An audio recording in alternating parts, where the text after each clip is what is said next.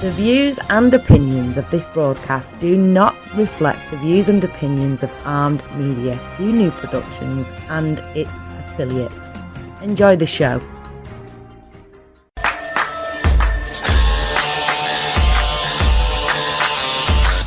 I'm your darkest dream. They call me devil. My heart is empty.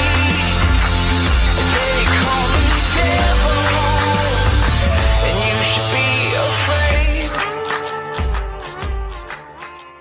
Well, good evening. You are listening to Betrayal on Armed Radio. I'm your host, Kasy. And last week we listened to the story about Whitey Bulger. Interesting thing is that I'm actually related on my mom's side to Whitey Bulger, which is quite interesting, I thought. I don't think I've ever met the person, or if I did, I didn't know I was meeting this person, or inadvertently. And I've been on the Santa Monica Pier where he was at, but I would not have recognized him or anything like that. But I just thought it was quite interesting. Also, what's quite interesting is the coronavirus. Apparently, yeah, this is the black plague of the modern century. It's scary. But don't freak out, don't panic, and don't stockpile like a crazy person because if you get it, it's not going to do you look good. But yeah, so hoping and praying, sending out positive thoughts that this will be over and done with soon. And it's probably a testament to why we shouldn't clear crop, forests down and eat animals that we don't know about and everything. So I guess they were clear cropping forest deforestation, and basically there were a colony of bats in these forests, and I guess, because in China they eat pretty much anything they can come across, they ate some bats that were infected with this virus, and unfortunately, we're seeing the aftermath of that. Or it was chemical, they were messing around with chemical warfare and it got leaked out. Once again, not a good thing to do as well. But, people in the United States are dying from it. It's not in the record numbers that it is in China, but it's enough to scare us. It's enough to scare us because it's in Washington, it's in California, Northern California, it's in Texas, as close as San Antonio, which is like an hour away from Austin, and it's in New York and New Hampshire and all that kind of stuff. And with the election coming up on tomorrow actually, March the 3rd, which I've I pre-record these shows. So, March the 3rd. So basically, I don't know, how I feel. I mean, I've already pre-voted, so I'm good. But there's a lot of people out there who are probably not going to vote because they just don't want to be around other people. And if you're in a call center, calling in sick is not an option in call centers. So, that's another way they're going to be passing around this coronavirus is through call centers and airports and airport personnel and everything else, because these people have come in contact with people who have traveled outside of the United States. You're talking janitorial staff, cooking staff, ticket agent staff, luggage staff, office staff, anybody who works in the airport or travels through the airport, has come in contact with somebody who's been in a country that has the coronavirus. So what should he do? Well, freaking out, panicking, going apeshit crazy is not a thing to do. It's the worst thing to do. What we should do is be smart about it and, basically wash our hands. I do think using Purell on your hands is a good idea. Apparently the dust masks are not going to work unless they're specific kinds. So if you don't have that specific kind, it's not going to work. Just keeping clean, disinfecting surfaces either with steam, hot steam, or a solution of bleach or, isopropyl alcohol or something will kill surfaces. But spraying your house to make it smell like Lysol or anything like that, you're just going to make yourself sick by ingesting all that stuff, by doing that. But just be smart about it. I know we want to just, spray copious amounts of Lysol and bleach everywhere. But remember, inhaling bleach is not good for your lungs and can cause other kinds of respiratory issues. Spraying all that Lysol, once again, not good for the lungs, can also cause respiratory issues. But it is not coronavirus, it's something else. It's because you've ingested all those chemicals. So, tomorrow, which is probably maybe a little late in the game for some of these other people, but we're going to do a little prepping. We're going to get some frozen foods, some canned pantry foods and just a few things because, the truth is that nothing is coming in from China, which is your electronics and some of your medication. A lot of your medication is made in the United States, so that is still being manufactured. It's just, I guess, a few things are manufactured outside the United States. I don't know what, but as far as I see, everything's manufactured in the United States as far as medicine goes. So yeah, it's just one of those things. It's just, hopefully we will survive this issue. Some of us will survive, some of us will not. It's just like the Black Plague. A lot of people died, but a lot of people lived.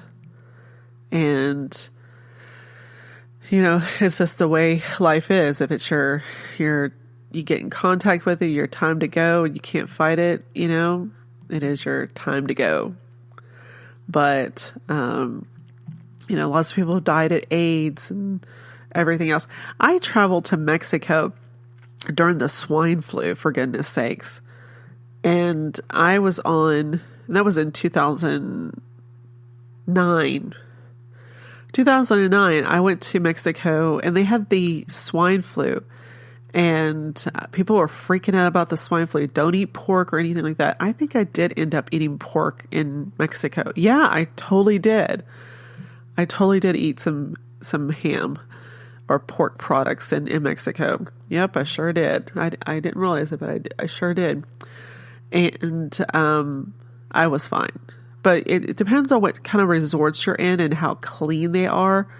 And everything. And these resorts, we were traveling off season, so they were not fully staffed and they were not probably cleaning to standard.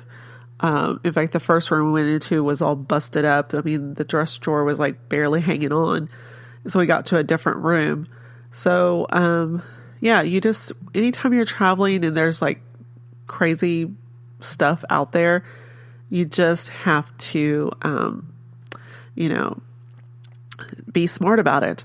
When we were in Paris in 2010, Paris is one of the epicenters where a majority of the population, as far as what I read before I went, has like herpes and HIV positive and different diseases. And so, traveling through the tubes, their metro, the Paris metro stations, I mean, there are people living down there because it smelled in certain areas like a toilet. It smelled of piss and poops. It was disgusting. I mean, you could smell it and everything. And so when you had to, get into the metro and sit down or something, I carried, hand sanitizer with me. I carried actually Bath and Body Works hand sanitizer with me and everything. And every time I touched a surface, I didn't have access to a bathroom. I, used Purell or the Bath and Body Works hand sanitizer. It was actually the foam. I use that on my hands, my family, too. I've been to Honduras and Belize, and sometimes when you're traveling, the bathrooms, like, they're not fully stocked, like with, toilet paper or, soaps. Sometimes they don't even have water. They have a sink, but there's no water going out of the sink, or the water coming out of the sink is something you don't want to wash your hands with. It's disgusting. And not to say, I was actually traveling in Belgium, and we stopped at a rest stop, and they just have a hole in the ground, no toilets or anything. And someone had took a big old poop. I mean, it was like everywhere. It's like they just exploded. Their butt exploded everywhere. And there was no toilet paper. There was no soap in this travel stop. So you have to stand over this hole and go pee pee or poo poo, and then, walk away, basically. And so there was no soap or anything like that. So I ended up using hand sanitizer on my hands to, because it's better than nothing. Because especially if you've, gone pee, and everything. And that's why whenever I travel, nowadays I bring a bathroom kit. And, the idea came from like the Big Bang Theory with Sheldon's, public restroom kit, PRK. And I bring a PRK with me whenever I go out into public.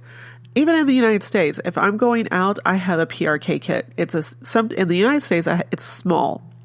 When I go out of the country, it's a little bit bigger. And I carry wet wipes with me, which are baby wipes. Baby wipes are awesome. You could get the different scents or unscented on it. And the great thing about a baby wipe is you can wipe your bum, your butt, you can wipe your front, not at the same time. And so you can use it as toilet paper, just don't put it down the toilet. You can throw it away in the trash can. You can also use the wet wipes to like wash your hands and everything. Because heck, think of this. You wipe a baby's butt with it. You wipe the baby's front with it. You wash the baby down with wet wipes.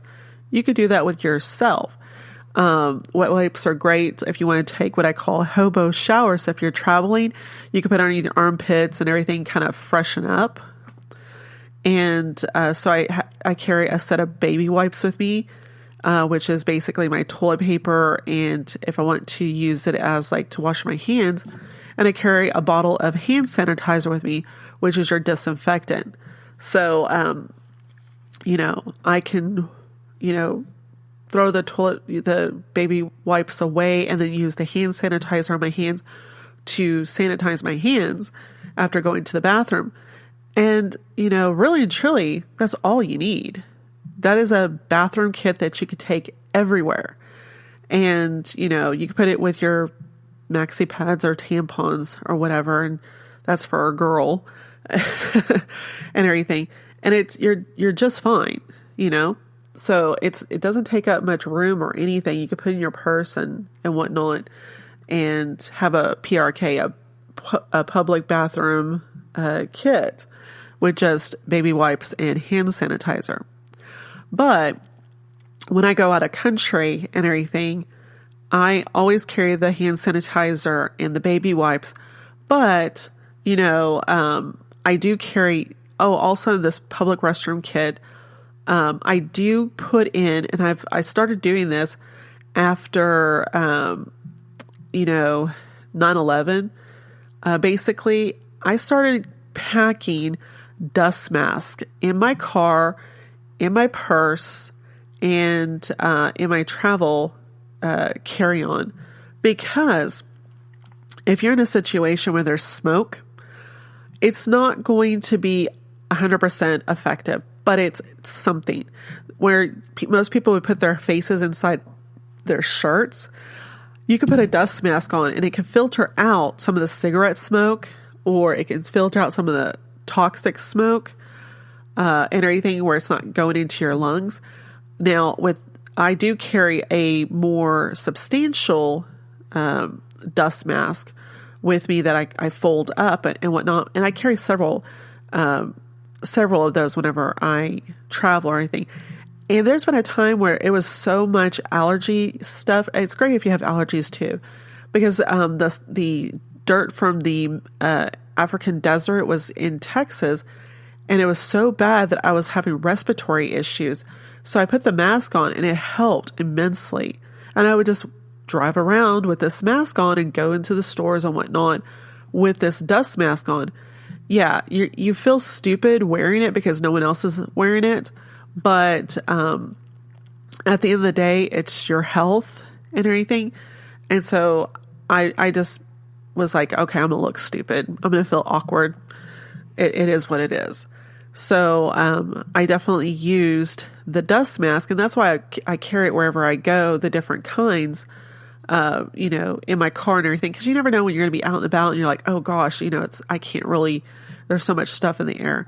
So I carry in my purse, and I have a little bit like an emergency kit in my car, and I have a kit that I pack with me in my travel carry-on so that I am prepared, just in case I'm up in the air and someone else is sick on the airplane or something like that. I can put a dust mask on, and it's at least a barrier between, their cooties getting to me and everything. So I do that. And of course, I've decided that if I'm on an airplane and everything, besides wiping down the tray table and the whole entire seat with with hand sanitizer, which I'll get one of those like hand sanitizer wipes where it's like already wet instead of like doing the Clorox wipes, because the wet ones, I think they're called wet ones, they have like 99%, they kill germs and stuff, which is the same level it does with the Clorox, except with the Clorox wipes, you have to wash your hands before touching something you're going to put in your mouth.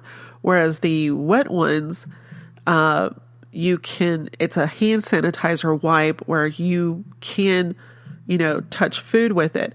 So I'd rather wipe down everything with something that I don't have to remember, oh, I've got to wash my hands, than to use a Clorox wipe and go, oh crap, I got to wash my hands now. And so I just will use that to wipe down all the surfaces, including the window. But I'm going to take, napkins, like those cloth napkins with me, or at least a towel of some type, and then basically put that on the tray, put my meal on top of that. That way, if, I put my fork down, I'm not having to worry, did I really clean that surface? Because it's on top of a towel that came from my house. And then once I'm done with that meal, I could put it in a Ziploc bag and have a couple other ones, in my bag, because you know how many flights you're going to be on. You know if you're going to be on 2 to 3 flights. You know if it's going to be a meal flight, and you know if you're going to be eating on a flight if you bring your own snacks, which I bring my own food and everything. I eat what's on the airline, but sometimes I might not want what the airline is serving, so I always bring my own food just as backup. So, and I know where my food comes from and everything, but I want to put it on a service. So if you're taking, two aircrafts, well, you have 2 surfaces that you could potentially be, putting food onto or your computer onto. And I just would bring 2 towels with me, and then 2 towels on the return trip. That's 4 towels. Okay. And, have a dirty bag for the towels. And then when I go home, sanitize them. And then that way you can just reuse them over and over again.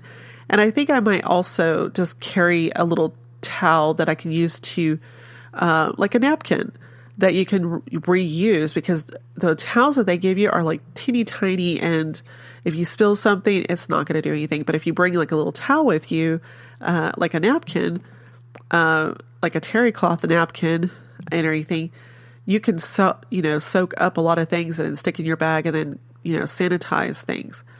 It comes in handy and everything. And another thing that I do is whenever I travel, I have what is called a sick bag, where I do carry on wherever I go nowadays. I carry barf bags. And then the ones you see at the hospital or your doctor's office, you can actually buy them on Amazon quite inexpensively. But they're great because if you get car sick or you get sick, you can just, barf into it and it's not going to leak out because you don't want it leaking out or busting. And I think those little paper bags they have on the airplane, you might have an issue with it degrading and you don't want to let that stuff go. But so barf bags. But I have what is called a sick bag. And that has your barf bag, it has your your face mask, your gloves, like surgical gloves, and it has, your pain relievers with it, your allergy and pain reliever, as well as like thermometer and everything like that. And it's like, I do carry that with me whenever I travel. I put that in my checked luggage and also with my respiratory kit because I've got asthma. And so that way, if I start to get sick, like, digestive issues, I have, antacids for that or anything. And it's not a huge, behemoth kit that takes up half of the, the luggage. I mean, it's compact. But it's big enough to where if I'm going to be stuck somewhere for a month, I've got enough to take care of myself. Because when you're traveling to a foreign country and you are going into their stores, sometimes, like let's say for instance you're in France, you don't speak French. It's going to be hard to communicate pain reliever and things like that. And their pain reliever might be something that you're not used to. And when you're not feeling good, you want things that are comfortable. You want things that you know. And so having, medication that you're familiar with, like knowing that, okay, I'm going to take an ibuprofen. It's ibuprofen from the United States. Because ibuprofen in different countries could be powder form, like literally powder form.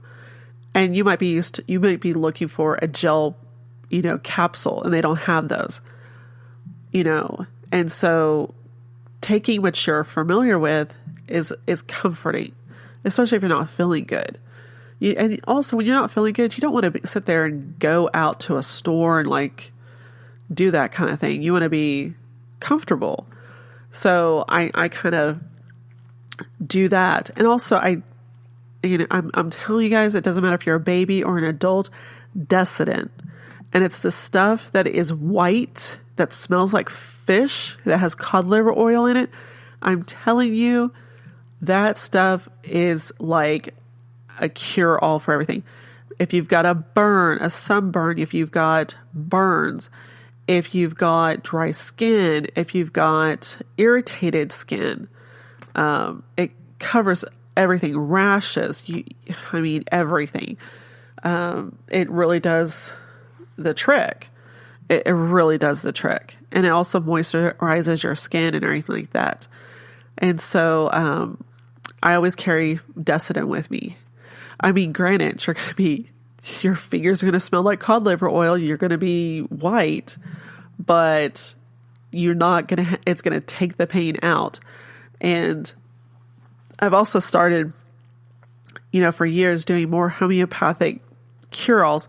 Like if you put your finger, if you burned your finger, you put it in a honey, it takes the sting out. Don't ask me. If you wrap it in cellophane, it takes the sting out because I guess it's moisturizing the burn, and it also helps heal the burn because honey has disinfectant properties with it as well. That's honey. So I take honey with me because I always put honey in my tea and everything. That's my sweetener for my tea. So I like to take my honey, and the honey I like to use is the one from Austin. For me, it's local. For you guys, not so much. But I like to get the Austin local honey. It's just, I support my local people. So, but I think any honey out there would be just fine. As long as it's honey and not artificial honey. That's not honey. As long as it's honey, it'll work and everything. But just, things like that, when you're traveling, is just comforting that you have those items. So I know that when I go into my bag, this is the medical stuff. And then I've got my clothes, and I've also started downsizing the clothing that I take with me, because I'm all about using the sink to wash out your clothes. And a lot of people, they like to pack those Tide or those little pouches. They like to buy those little pouches of, laundry detergent with them. And I'm thinking to myself, that is totally not necessary to do, because regular soap, body soap, even shampoo. I've used shampoo before too. Mostly body soap. The body soap, I always bring my own shampoo, conditioner, and body soap. And I've started to bring my own hand soap and everything, because a lot of times these hotels, they have like lemongrass and eucalyptus and rosemary, and that irritates the crap out of my hands. And it also, I don't like how it smells.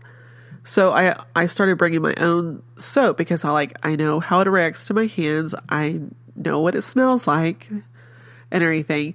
So I do that, because a lot of times they have those weird combinations that I don't quite care for. And so I bring my own stuff, and then I have my own hand soap, because you can bring all that stuff home with you, because definitely bring the stuff that they provide for you at the hotel, because every day when you go back into that room, they've thrown away the previous night's stuff into the garbage. So they've wasted it. So when you bring it home, you can actually give those out as gifts, or if you've got guests coming to stay with you, you could put that in a little gift basket, and they can use it in your bathroom, as amenities for themselves. So it kind of comes in handy. And if you don't do that for those people, you can actually make little kits for homeless people of the different items. And they'll have shampoo, conditioner, hand soap, and whatever little accoutrements that the hotel gives you. And they'll have a little bit, you can make a little blessing kits, they're called, to help them out with it. Because if you're not going to use it, or you're not going to, gift it to somebody else or use it for your guests at your home, definitely put a baggies together with a Ziploc bag, and then give those out for them to use and everything. That way it's not wasted. So I've got, travel size, what I get from hotels. I stopped buying travel size items, because travel size items, for years I'd buy the travel size of soaps and whatnot, and shampoo, conditioner. And what I find is what you pay for those smalls, you could have gotten a large and then put it in one of those reusable containers. And, I guess it didn't dawn on me, of that. So I just bring full size bottles, or mostly full size bottles of shampoo, conditioner, and everything with me. But I'll also use those reusable containers and whatnot. And that really comes in handy, especially with lotions and whatnot, and everything. So, but I never put my liquids in my carry-on bag. I always have it in my checked bag and everything. But the great thing about it is those hotel sizes, you could put those in your carry-on bag in a clear baggie as part of your liquids. So if your luggage gets lost, you at least have something that you're willing to use. And so, but I always bring a set of clothing in my carry-on bag. That way, if luggage is lost, I at least have something I can change into. And that's always important with that. But then again, whenever I'm packing, I always been doing it for years, especially since I worked for American Airlines years ago. I make a print out copy, and I make multiple copies of it. I give one to, if I'm traveling and my parents are here, I give a copy to my parents with my itinerary, my flights, reservation number, hotel, car rental, every place that I'm going to be. And I give them a copy of it, and I give them permission. I give the airline or hotel or cruise permission to give information to them, because you have to do that, authorization. And I always give a copy of that itinerary and everything like that, and a copy of my house key to them, and so that they can go down and go into my house if necessary. And I make a copy of my passport. I make a copy of the front and the back of the passport. I make a copy of the front page of the passport. I make a copy of my social security number, front and back. All my credit cards that I'm going to take with me, front and back. My health insurance card, front and back. And my driver's license, front and back. And what I do is on my passport page is I'll make a copy of the passport. That'll be a page, and the driver's license front and back with my social security card on one page with the credit cards. Usually I only bring one credit card with me and whatnot, so it takes up the second page. And then my complete itinerary is the third page on there. And with that, I don't put that in my suitcase. I keep that on my person. But I give a copy to my parents, and I keep a copy with me in my carry-on bag, just in case, my driver's license gets lost, my passport gets lost, or something. I can prove who I am through the paperwork there, and I can go to a consulate, at least get the ball rolling, and I can at least cancel credit cards and whatnot if I had to. I also keep a copy of it on my cell phone in my pictures, so that I can always pull it up there in case the paper gets, damaged or whatever. I at least have it on my cell phone. I email myself a copy so that I can always pull up my email on there. So that's what it is. It's not in my pictures. It's in my email. So as long as if I can get on the internet and I can get to an email, I can pull it up. And but another thing that I do is I make a copy of the itinerary portion of it without knowing my social security number or anything like that. That's always blocked out. But I always put my airline carrier, departure, the flight number, the time, and then the arrival, that whole itinerary thing. Also the hotels, cars, and then my phone number, my email address on a piece of paper that's printed out. And I put it inside my checked luggage on top, if you unzip it, it's right on top. I'll put it in a zipper portion on the outside of the luggage, but I'm actually have switched my luggage over to hard-sided luggage, so that open outside zipper is no longer there. But inside the zipper pocket that's inside the luggage, usually that's where you put, items in there. But I put a copy there, so it's in two different places, just in case they remove the paper that's directly on top. It's in a zipped pocket. And I put it, so it's at least in two places in the luggage. Every piece of luggage, any kind of, and I don't take multiple luggage because it's just a lot. But I have one checked luggage, which is the largest size you can buy of luggage that you can bring on an airplane. I get it. I think it's 32 or 36, the size of it. That's more than enough to do that. And I have a foldable duffel bag that kind of folds within itself, just in case I need the extra piece of luggage. Because if you're there in a country, you can always buy a piece of luggage. I was in California and overshopped. I got too much stuff at Disney and Universal, and so I needed another piece of luggage. And I also overpacked clothes. So we ended up having to buy another piece of luggage. Go to Ross, go to TJ Maxx or Marshalls or whatever, and buy a piece of luggage. We ended up buying it from Ross and everything. That's what we did. But having that in your bag, that way, if your luggage is lost, you can say, if you go to this zipper pocket, if it's not on top here, you're going to find my entire itinerary, and they can find where you're at. So they're like, okay, it's,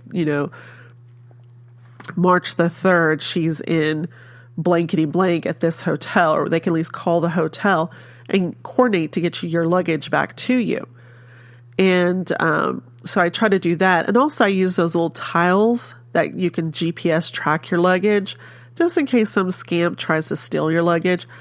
I don't do fancy luggage. I don't do expensive luggage. I do expensive enough to where it's not going to shatter or bust, because some of those cheap luggage, it's just falls apart. I do it to where it's strong luggage, but it's not like Gucci or Louis Vuitton or name brand luggage, the Tumis or anything like that, where people who are wanting to steal bags, they're like, oh, that's expensive luggage, so there's probably expensive stuff inside. No, I use, generic luggage so that it's like, okay, that person doesn't look like they have money. And I purposely make my luggage look like I don't have money because, I purposely do that. And I actually put, and you will see it if you go on my Instagram page, a big yellow, I get the yellow duct tape. I'm not kidding. I'm okay with being a little bougie. I get yellow duct tape. I get a black magic marker, and I put my last name, boom, boom, boom, boom, boom, and big letters. And on this particular one, I was going on a cruise, so I put my cruise cabin number right underneath that and put it on one side of the luggage. So that when it comes off the carousel, I think I put it on the front and the back of it. I know when it's coming off the carousel or there, I'm like, I can see this giant duct tape, yellow duct tape that has my name on it. That's my luggage. And I can see it from a distance and everything. And it looks bougie and everything, but I definitely do that. But I'm not sure if I would do that with airline luggage, but I would put like a giant piece of duct tape on there so that is your luggage and everything. Because there's lots of thieves. There are people who buy airline tickets only to steal your luggage and your stuff. So I no longer travel with my expensive purses or anything like that anymore, because I just realized I was just being a giant red steal from me sign. So I'm not doing that anymore. So I decided I was just going to do a carry-on rolling bag with my clothes in it and some of those items in there.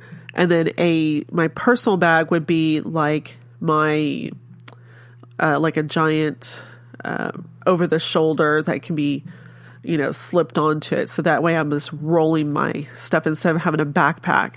Cause I always would carry a backpack with me, and that was my carry-on bag with my purse.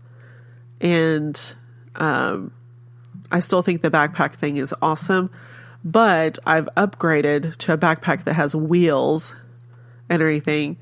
And because after a while, after walking, your backpack gets heavy. I don't care how strong you are. You get tired of carrying it, and your backpack is just heavy. It feels heavy. And so I've decided to get a backpack with wheels, and then I could put a tote that zips on top of it. And so the backpack would go in the overhead bin, and then the tote bag, which would be aka my purse / everything, a big tote. We're talking a big, big tote, as big as you can bring. I could put my stuff like my computer, my iPad, and a little wallet, which is my purse, into that bag along with my snacks and whatnot with me. So that it's like underneath the seat and it's easily accessible. So I've just decided that's what's going to happen. It has majority of my clothes in there. So if my luggage does get lost, I have my clothes. Majority of my clothes with me. I just lose some items and whatnot. But also I'm very tempted to start shipping my stuff. Like, instead of checking my luggage, which checking your luggage nowadays is starting to get kind of expensive. And I'm almost tempted to where the hotel I'm going to go to, just like mailing my luggage ahead of time to them so that all I have to do is just bring on a carry-on, you know? And I might even do that with my, carry-on bag. Just have like a simple little tote with me and just mail my stuff to the hotel, because sometimes it can be cheaper to mail your bags ahead of time.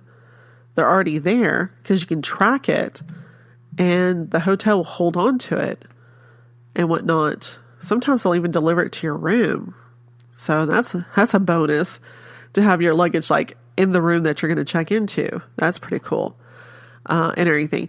I know that we did mail to England when we went. We mailed some things to the first hotel, and we checked in late because we had trouble with our car rental, and so we ended up checking in late because it took a little bit longer to get there because it was, we were expecting United States highways with like very well marked exits, and it's completely different over there. And I'm sure that they're in shock when they come to our country and it's like, what? But it's completely different of where the road signs are and everything. So, we kind of had some, technical issues because also we were driving on the opposite side of the road that we're used to. So it was kind of a huge learning curve for that. But we managed, and it's kind of a mom and pop type of hotel that we were staying at. And so they had it, and we took it up to our room, and it was all good. And I am a fan of packing duct tape. Ever since 2006, in November 2006, I took the train from, we drove from Austin to Dallas. We picked up my mom, and everything, in Dallas-Fort Worth, took the train from Dallas-Fort Worth all the way up to Springfield, Illinois. Well, let's just say on the return route, through the ice and this huge, horrible ice storm, my handle on and of course the carry-on bag that I was using, I got a free bag from Ulta because I bought some perfume, one of those bags, or I got one of those things from Victoria's Secret, one of those bags. And I was using it as a carry-on bag. Well, the handle, I literally had it for the length of the trip. And it was like not even a week. Okay. It might have been a week. And so by the time I got off the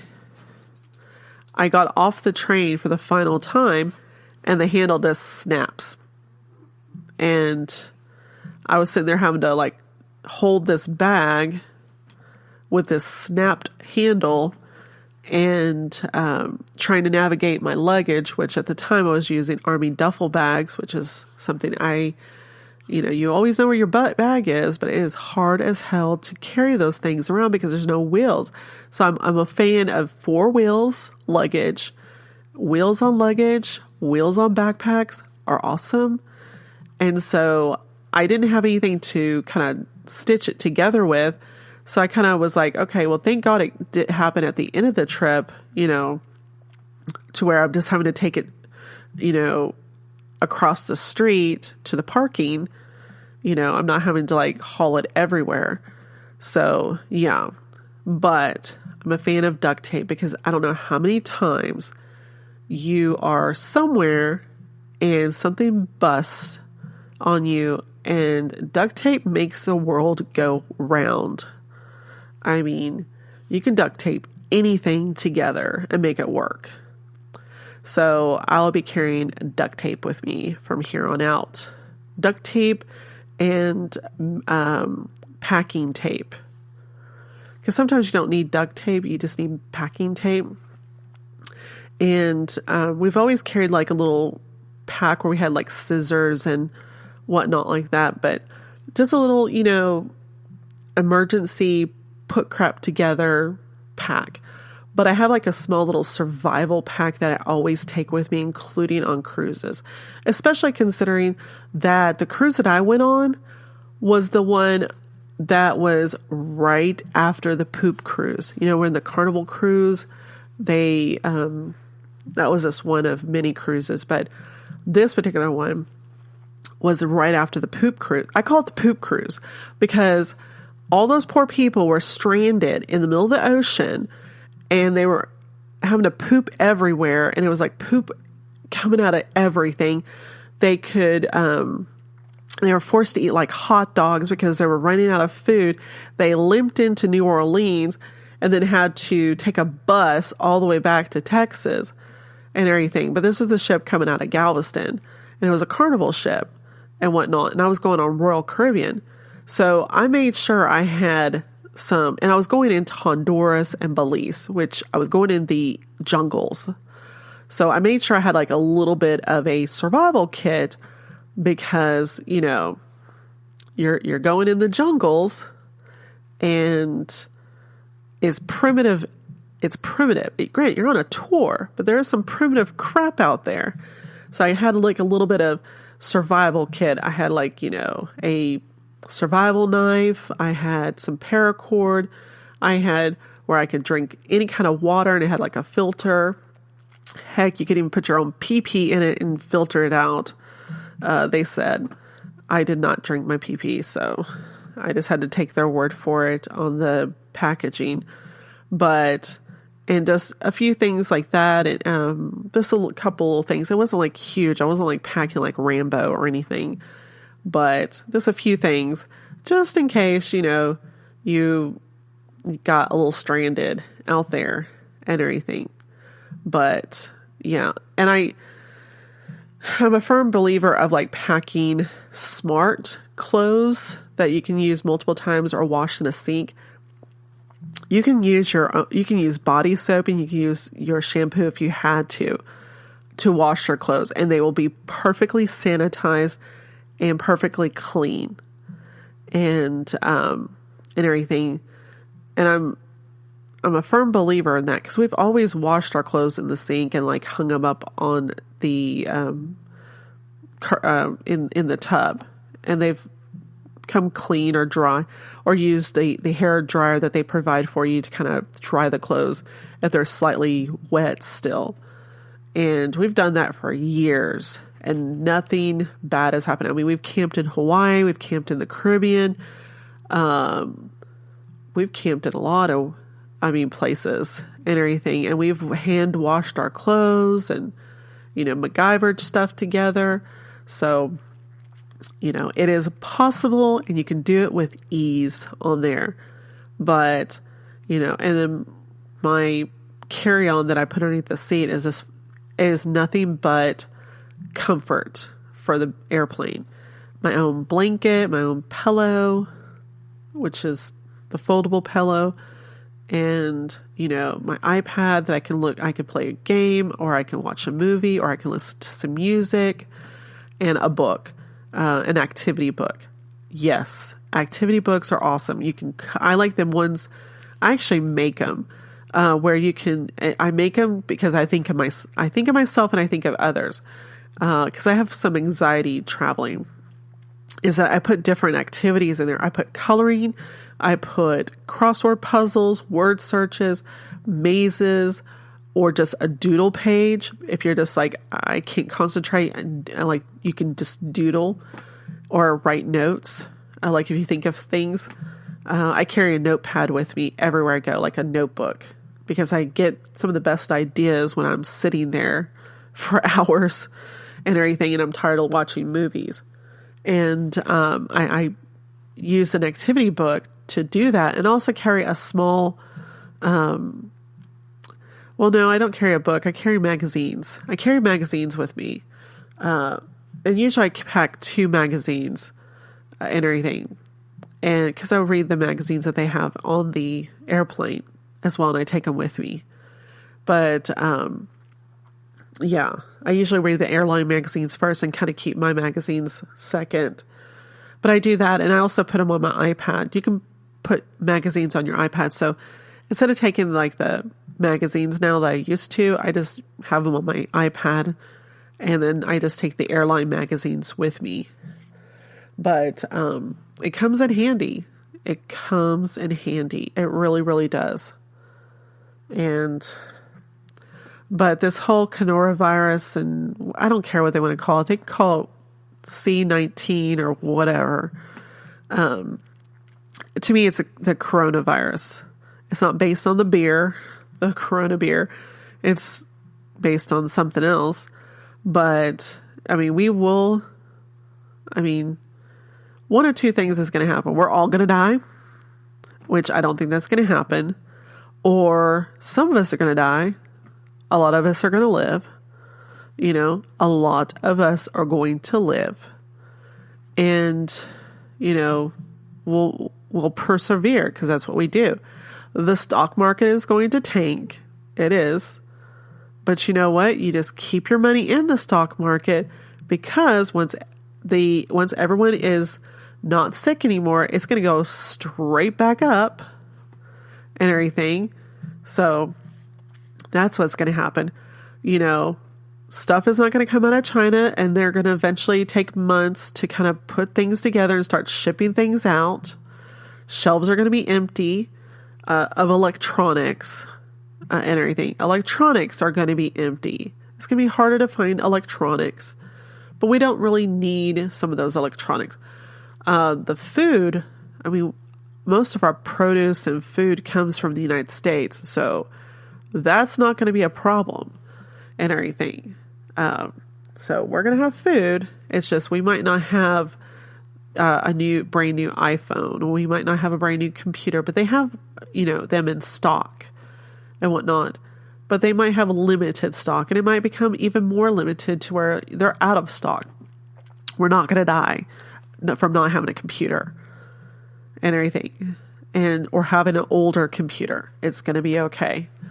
We need food, we need water, and we pretty much need shelter. But we're going to have food and water because that's in the United States. We're not running out of that. I mean, there's more than enough food in the United States that they have. And there's more than enough gas because we produce our own gas. We do get some of it from the Middle East, but we don't need it because we have more than enough oil and gas refineries and things that are pumping out oil and gas. So that's going to be covered as far as that goes. So we're not gonna have any issues with oil and gas production because they've already got like tanks full of gas that's ready to be pumped out and everything. I mean, refineries is always doing stuff. So offshore rigs pumping out oil and stuff. So it's totally covered. You know, we're totally fine with that.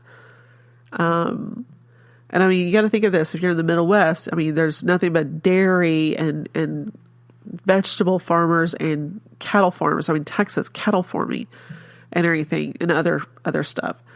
So we're going to have plenty of meat. We're going to have plenty of vegetables. We're going to have plenty of milk. We're going to have plenty of almond milk and those kind of things. Plenty of seafood, you know, whatnot.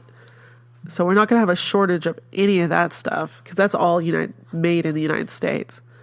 We're talking like toys. Like you might not have Baby Yoda instead of Baby Yoda coming out in May or March, Baby Yoda might have to come out in like September of this year.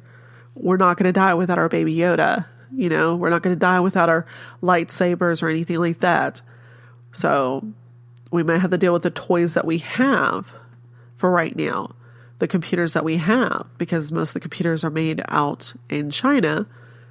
Cars are going to be made because we do make our cars here. Some of these cars are made in the United States, but you know what? Toyotas, Mitsubishis, those kind of things will probably not have a lot of inventory here. And also Germany makes vehicles as well, your BMWs and everything.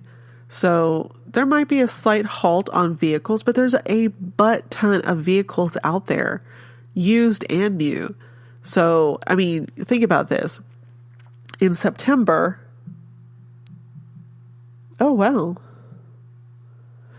the stock market just shot sky high. So what did I tell you? Stock market's going to go up after freaking out. But I was going to say is that you remember at the end of the year, they're like, oh, we're going to have the end of the year clearance, get a 2020 blah, blah, blah vehicle, for half off. All those September sales because they didn't sell in the spring, those brand new models, those pre-sales that they do in December for the 2020 model. And then they don't sell them in the spring, and then they have to sell them in the fall because they have to get ready for the new stock. Okay, that's what I'm talking about. We already have a butt ton of 2020 vehicles. There might be a slight shortage of 2021 vehicles, but I'm going to tell you this, is that there's going to be so many vehicles. We have tons of vehicles, used and new. We've got tons of computers, new and used. So you might not get a brand new 2021 model right out of the gate. Actually, yeah. I mean, we've already got the 2020 models already made in the United States. So we're probably not going to see too much of a halt. You might see like a little bit of lag in 2021, like a slight lag, like when the brand new iPhones come out, they're like, you have to wait a month before you get it. We might be looking at that. Oh my gosh, we will live. But I just realized I talked about the coronavirus this whole episode. So the Whitechapel murders will have to wait for next week because the coronavirus is on my mind with travel and everything like that. So I guess that is what I'm going to talk about this week, is the coronavirus and how it's killing people. It's killing some people. And I think the reason why it hit Japan so hard is that, one, they do not have the healthcare system that we do in the United States. We've got a pretty spectacular healthcare system.